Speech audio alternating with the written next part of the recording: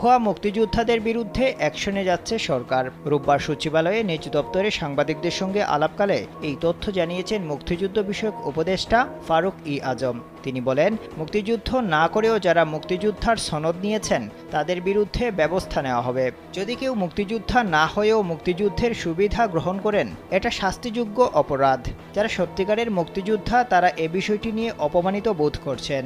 ফারুক ই আজম বলেন, বিগত আন্দোলনে একটা প্রধান বক্তব্য ছিল মুক্তিযোদ্ধার সন্তানদের কোটা। সরকারি এবং আধা সরকারি প্রতিষ্ঠানে কতজনের চাকরি মুক্তিযোদ্ধা কোটায় হয়েছে এর একটি তালিকা প্রস্তুত করা হচ্ছে।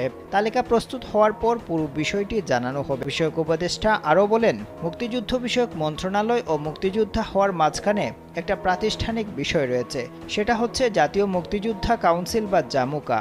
কারা মুক্তিযোদ্ধা হবে বা না হবে সেটা জামুকা নির্ধারণ করে দিত। মন্ত্রণালয় শুধু তাদের নির্ধারিত হওয়া বিষয়টি বাস্তবায়নে যেত।